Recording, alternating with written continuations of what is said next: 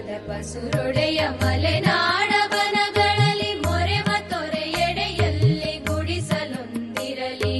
ಸದ್ದಿರದ ಪಸುರೊಡೆಯ ಮಲೆನಾಡ ಬನಗಳಲ್ಲಿ ಮೊರೆವ ತೊರೆಯೆಡೆಯಲ್ಲಿ ಗುಡಿಸಲೊಂದಿರಲಿ.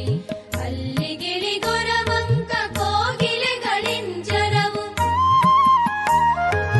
ಅಲ್ಲಿ ಗಿಳಿಗೊರವಂಕ ಕೋಗಿಲೆಗಳಿಂಜರವು ಕಲೆಯು ತಲೆಯಲೆಯಾಗಿ ತೇಲಿ ಬರುತ್ತಿರಲಿ. ಸದ್ದಿರದ ಪಸುರೊಡೆಯ ಮಲೆನಾಡ ವನಗಳಲ್ಲಿ. ಕಾರ್ಯಕ್ರಮ ಮೂಲತಃ ಈ ಹಳ್ಳಿರಂಗ ಶಾಲೆಯನ್ನು ಪ್ರಾರಂಭ ಮಾಡಿದಂಥ ವೀರಪ್ಪ ತಾಳ್ದವರು ಯುವ ಕವಿ ಆಗಿದ್ದರಿಂದ ಅವರು ಕವಿಗಳ ಬಗ್ಗೆ ಬಹಳಷ್ಟು ಅವರಿಗೆ ಆಸಕ್ತಿ ಇದೆ, ಅಪಾರವಾದಂಥ ಪ್ರೀತಿ ಇದೆ. ಕಡಿಮೆ ನೋಡ್ರಿ ಇವರ ಆಚರಣೆ ಎಲ್ಲಿ ಮಾಡ್ತಾರೆ ಹೇಳ್ರಿ. 1000 ಹಳ್ಳಿ ಒಳಗ ಎಲ್ಲೋ ಒಂದು ಕಡೆ ಮಾಡ್ತಾರ ಅಂದ್ರೆ ಇದು ನಮ್ಮದು ಅಂತ ತಿಳ್ಕೊಳ್ಬೇಕು. 1000 ಹಳ್ಳಿ ಒಳಗೆ ಯಾಕಂದ್ರೆ ಬಹಳ ಆಸಕ್ತರು ಕಡಿಮೆ. ಅದಕ್ಕೆ ಈ ಕುಪ್ಪಳ್ಳಿ ವೆಂಕಟ ಪುಟ್ಟಪ್ಪನವರು ಮಲೆನಾಡಿನಲ್ಲಿ ಅರಳಿದಂಥ ಮಲ್ಲಿಗೆ ಹೂವು ಅಂತ ಅವ್ರ ಹೆಸರ. ಯಾಕೆ ಮಲೆನಾಡು ಅಂದ್ರೆ ಏನಿರ್ತದ್ರಿ? ಮಲೆ ಅಂದ್ರೆ ಗುಡ್ಡ, ಗುಡ್ಡಗಳದಾವಂತಂದಾಗ ಅಲ್ಲಿ ಹೆಸರಾದ್ರು ನಮ್ಮ ರಾಜ್ಯಕ್ಕ ಅವ್ರೊಂದು ಬಿರುದು ಅಂತ ಹೇಳ್ಬೋದು.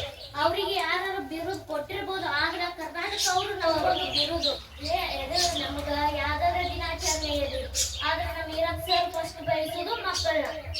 ಯಾರ ಬರ್ಲಿಕ್ಕಂದ್ರೆ ಮಕ್ಕಳ ಅತಿಥಿಯಾಗಿ ನಾವು ಭಾಷಣ ಮಾಡ್ತಿರ್ತೇವೆ. ಆಗ ನಾವು ತಿಳ್ಕೊಬೇಕು, ನಾವು ಭಾಗವಹಿಸ್ಬೇಕು ಎಲ್ಲಾದ್ರಾಗೂ, ನಾವು ಇದನ್ನ ಮಾಡ್ಬೇಕಂತ.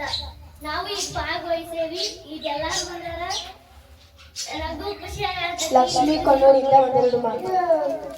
ಅವ್ರಿಗೆಲ್ಲರೂ ನಾವು ಎಷ್ಟು ಅವ್ರು ಹೆಂಗ್ ಹೇಳ್ಕೊಂಡ ನಾವು ಇದು ಮಾಡ್ಬೇಕು. ಅವ್ರ ಕತೆ ಮತ್ತು ಕಾದಂಬರಿ ಎಲ್ಲ ನಾವು ಓದ್ಬೇಕು. ಮತ್ತ ಅವರೆಲ್ಲ ನೇಚರ್ ಬಗ್ಗೆ ಎಷ್ಟೆಲ್ಲ ಇದನ್ನ ಬರ್ದಾರ ಅದನ್ನೆಲ್ಲ ನಾವು ಓದ್ಬೇಕು.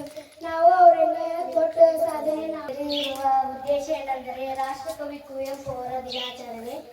ಇದು ರಾಷ್ಟ್ರಕವಿ ಅಂದ್ರೆ ಏನಕ್ಕೆ ಬರ್ತದೆ? ನಾವು ಫಸ್ಟ್ ಅವರ ಬರ್ದಿರುವಂತ ಕಾವ್ಯ ಕೃತಿಗಳು, ಪ್ರವಾಸ ಕಥನಗಳು, ಇನ್ನು ಮುಂತಾದವುಗಳನ್ನು ಬರ್ದಾರ ಅವರು. ಅಂಥವು ಓದಿ ಮತ್ತು ನಾವು ಬರ್ಯಾಕ ಟ್ರೈ ಮಾಡ್ಬೇಕಂತ ಹೇಳಕ್ ಇಷ್ಟಪಡ್ತೀನಿ. ಕಾಂದಳದಿ ಹಾರಿದರು ಭುವಿಯಲ್ಲಿ ಜಾರುತಿಹ ರಸಿಕನಾಗಿ ಹನೊಬ್ಬ ಗೆಳೆಯನಿರಲೆನಗೆ.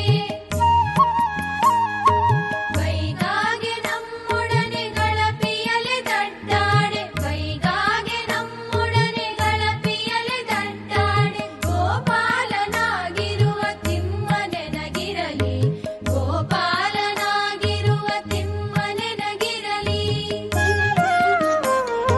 ಸದ್ದಿರದ ಪಸುರೊಡೆ